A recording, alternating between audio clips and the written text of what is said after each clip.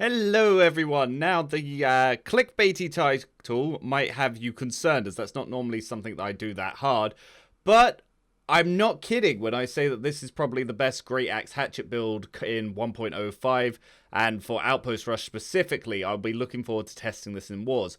But basically, what I have discovered is now that everyone is so squishy and everyone's using the exploit to jump out of gravity well, it's just not that worth it, because with everyone using the exploit to jump out, and then with the rubber banding issues that we're seeing in 1.05, and just how squishy everyone is now that resilience is fixed, like, I honestly think on the Great Axe, you want to be using Maelstrom more, and you want to be using Raging Torrent over, say, Gravity on the Great Axe, and on the Hatchet, one of the throwing abilities. The throwing abilities, yeah, adding the render's nice, but it just doesn't quite do the damage, and now damage is just more important to get things done. And of course, if you've got perks for the Maelstrom, for Reap, and all that sort of stuff, then that's what you're going to want to be using, and you're never really going to want to be dropping Reap. So what I have done with this build to change things up is, like I said, I have dropped Gravity, and this will set off alarm bells for every decent player that has been playing since beta or even some of the earlier stuff.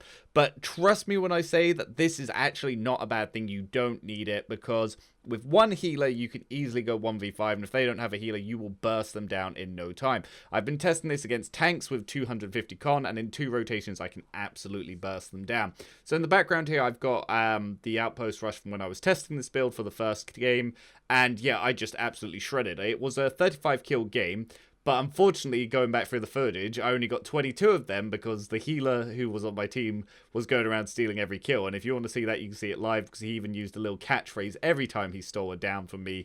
And you'll see that in the footage in the background. It was quite amusing. But, yeah, as for that, and with the Hatchet, the reason, again, with Raging Torrent is if you're going to die and you're going to proc your Berserk and you're undying, you can actually just heavy attack then trade with Raging Torrent, and you sometimes will have the chance to not only survive, but kill them. So it's actually very good to have that higher burst damage. So it's probably what you're going to be wanting to use over, say, the Rending Throw or even the Infected Throw. And in Wars, this is going to be very crucial for when a bunch of you and your Vanguard units goes and hits their backline to burst those healers. You're going to want every bit of burst. And the thing is, Gravity Well does not allow you to burst healers. And with everyone running hammers, you throw Gravity on someone, they all start spamming Shockwave. You're not really going to get the kill that way. But if you're running in, you're using Reap to pull them out of Shockwave, using Maelstrom to quickly pull them in and kill them, they're not going to get away. And if you're using the attacks properly, with going with your light attacks to follow up to build up those damage stacks, it's going to do huge damage. Now, for this build, I highly recommend going into 300 strength. Now, a lot of people will say, oh, you shouldn't do that. The 250 strength perk is bugged. You can't animation cancel. You get animation locked after abilities. Rubbish. There is a workaround for that, and it's quite simple. Hold block. Whenever you're attacking or you're using abilities, if you're holding block at the same time, which is right click by default, then you will not get stuck after an ability, meaning you can get that 300 grit, you can get that 20% damage reduction from Enduring Strike, and you can just be going ham. And as you can see in the footage here, whilst I'm trying to fight this healer, you can just keep going. Now, you will not be able to burst a healer that is standing in 2 of his healing circles and self-healing him with this build. Nothing can do that. Nothing can burst that. Life Staff is still the most disgustingly OP weapon in the game, and it needs some serious balancing for PvP. As you can see here, like, I can't kill that healer, and because of my self-heals and criticals, that healer can't kill me. So I ended up just trying to run to try and get him out of his own healing and just to get away from it. Like, whilst he has all of his healing up, there is just no chance of killing him. And when you're getting ganked by a healer and anyone, there is naught you can do about it. But with this build, obviously having the Berserk to just walk away from people, you can survive and then go focus your damage somewhere else. And if the healer has wasted all of his healing on himself, that means he then can't heal his allies, which give you a chance to quickly burst them down. And once you've burst down all of his allies, then your allies can help you kill that healer, because obviously a healer can out-heal up to 3 DPS on him. And I'm pretty sure if you had 2 people with this build, you could actually burst the healer before they can heal themselves, so it's pretty good. Now, you might be wondering, but what about tanks? Well, you heavy attack the tanks, you break their shields, and then you can animation cancel immediately into your abilities and then light attack them, as you can see happening to this tank here. absolutely shredded. You will do some serious damage. I highly recommend also at the start of every bit of Outpost Rush getting 50 as off to get the potions and the Battle Bread. Battle Bread will now in 1.05 give you a 15% damage buff and 15% damage reduction. Very crucial. If you're not using it, you're at a big disadvantage. And if your enemies aren't using it, they're a huge disadvantage. Now, let's have a look at what we're actually using here. So I'm going to put that up on screen now so you can see some of the perks I'm using. The links will be below and I will explain. As usual, we are going straight down through the Reaper Tree, we're going straight down through Charge Tree, but this time, we're actually, instead of taking Gravity Well, we're going all the way through Maelstrom. We're picking up Enduring Strike, because at 300 Strength, that gives you the 20% damage reduction on your light attacks and any other great abilities, such as Charge. Charge, you want to go all the way down, because that's where you're going to get most of your damage. You still want Bloodlust, that's going to be really good damage. Now, Maulers Fury is really good if you can keep the damage stack up, but I tend to find that it's hard to do, and you get 15% just for looking at someone, so it's not really worth it. But yes, so now what you're essentially going to want to do is you're going to want to 2 light hit someone, and if they don't dodge, you go for Maelstrom. If they dodge, you wait, and then you reap them back in, and you can just keep moving with them, light attacking them to keep your damage up, and when you see chances when they don't have stamina to dodge, that's when you're going to use your abilities to burst. You obviously don't want to be giving them that free extra damage roll. But, yeah, the most important things to get here is Enduring Strike. If you want to move some of the other abilities around to maybe pick up Crowded Protection and Center of Attention for Wards, then I highly suggest that you do that. As at the end of the day, most of the abilities are, well, down to personal choice, but there's a few key things that you are going to want to hear. Like I said, all of Reap, all of Charge, all of Mauler, without question. You're definitely going to want to get Enduring Strike, you're definitely going to want to get Greed. Those, without a question, you want, and the same for Bloodlust. Everything else down to personal choice, and move the other perks as you see fit. I like Critical Gains, I like Death's Embrace because it's bugged and it's actually penetrating 20% of armor.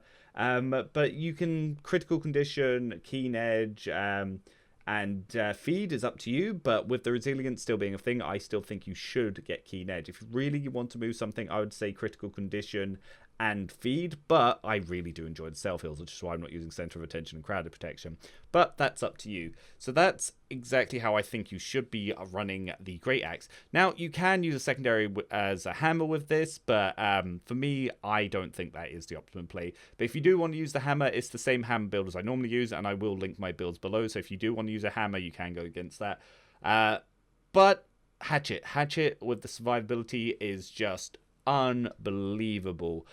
I think if you're not running Hatchet there, you're trolling yourself, because the damage is good, the being able to ignore everything but the sleeps is amazing, not being able to be staggered whilst you're in Berserk, and also when you're attacking with 300 strength, and because the damage is so high when you have multiple people near you, and how quickly it attacks, it is just fantastic.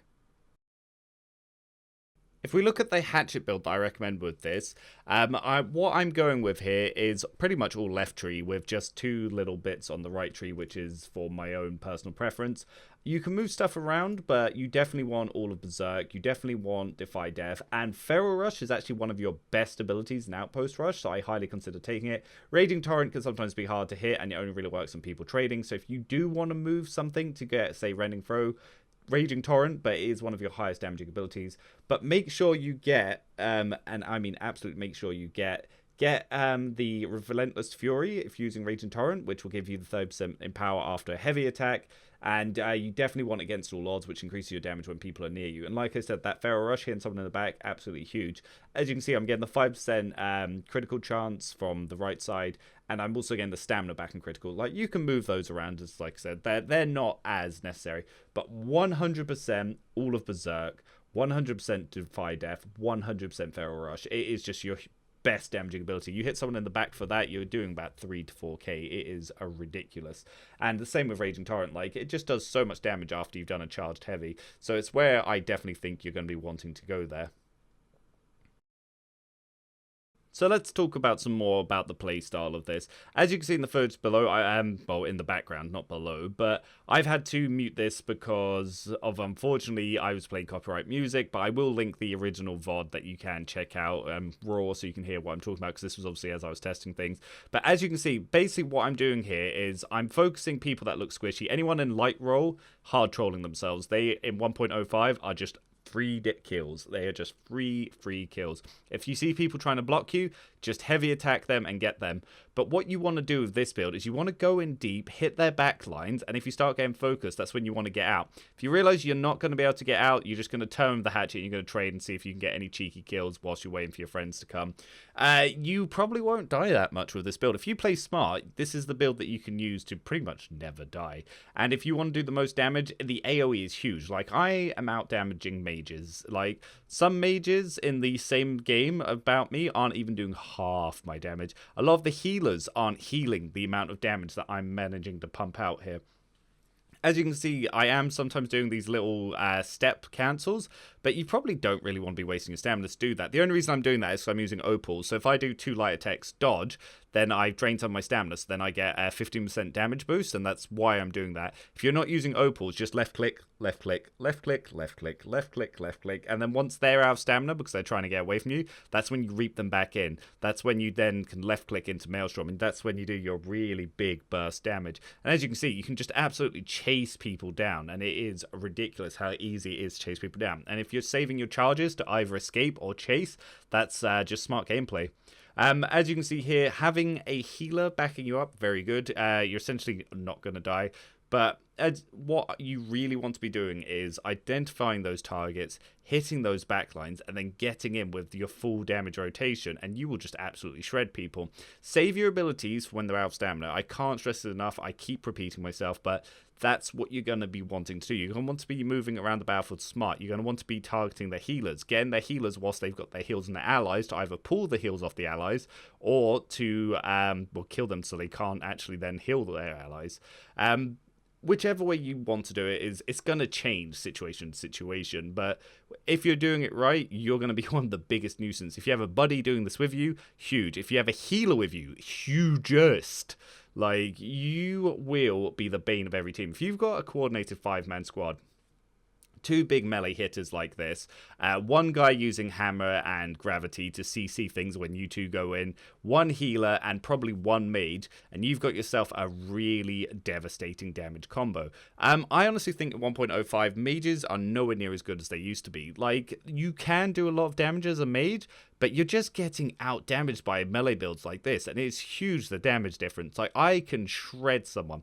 They are people who are in full void bent with 300 con that I am eating for breakfast just because of how much damage I'm putting out. And now that resilience is fixed and people are squishy, people are still trying to play like they were before, and you just can't do that anymore.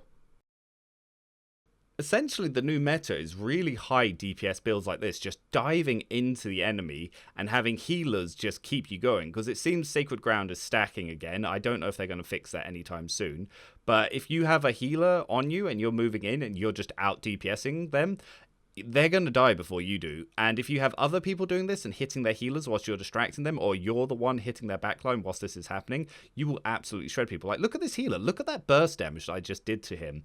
Absolutely shredding him. I'm hitting him for 2k a spin. So 2k left click, 2k left click, another 4k on an ability on top of that. It's absolutely huge. I'm just destroying them, building damage stacks. I'm not even effectively dodging enough to get my damage up, which I should be doing. I should be dodging more to keep my stamina not at full, so when I'm going in, I'm getting that 15% damage boost. And because a lot of people are just trying to run for me, you're always hitting them in the back, so you're always getting self-heals as you're doing it. So the survivability on this is just amazing, and it's really good for pulling people off your allies. Like, if your allies are getting focused and you just get in on their back and you start reaping them off and using this Maelstrom, you will just go through and absolutely shred people. And then the survivability of the hatchet, again, fantastic. You saw that I normally only bring it out if I'm close to death, and I'll try to use it to get berserk, get a potion, and try to run away.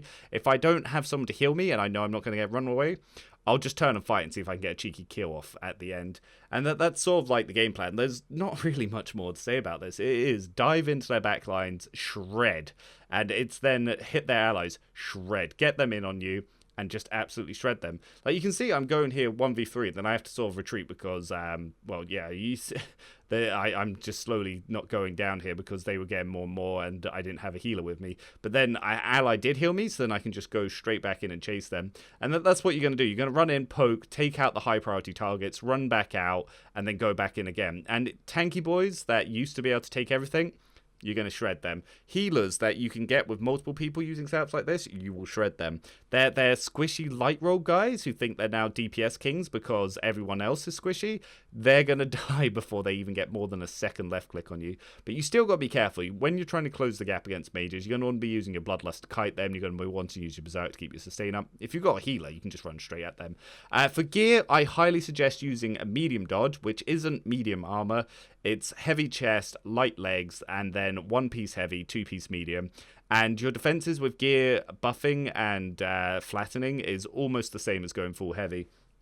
I did a few tests in 520 faction gear in my medium dodge setup against full heavy, and I was just out DPSing him. And this is us using the just left clicking using the exact same strength. I think I was only taking 50 more hit, and we were both at 300 strength. And if he lowered his strength to go up to 200, he wasn't mitigating much more than me, and he wasn't even getting much more health than me. It just wasn't worth it, and the damage loss was so noticeable that I think even tanks now should probably be going 300 strength and then the rest in con.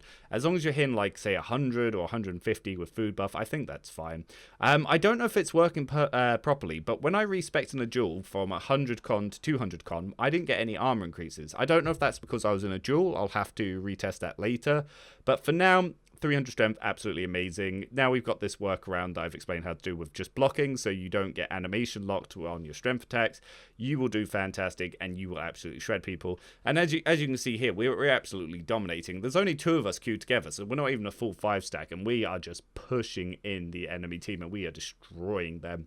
I would like to brag about my 35 kills that I pretty much earned here, if not more, but unfortunately, this game doesn't give you kills for knocking people. It only gives you kills if you hit the skull, so scoreboards are meaningless. The actual score on this is it heavily just favors healers. I don't know what that's all about. But yeah, I hope you enjoyed this one. My mage video that I did before, burnout's trash. Don't use it. Use incinerate. Now that it ignores tower shields and you'll half health a tank who's just trying to block you. As the mage, it's the only way you can really damage them. So I highly recommend that you use Fireball, Refreshing Pillar of Fire, and Incinerate on your mage builds. And if you want to change everything around, give it a try. Tell me what you think is better, and I'll see you all in the next one. And yeah, feel free to stop by stream anytime to come check out, see how I'm doing. Till next time, Reverend out.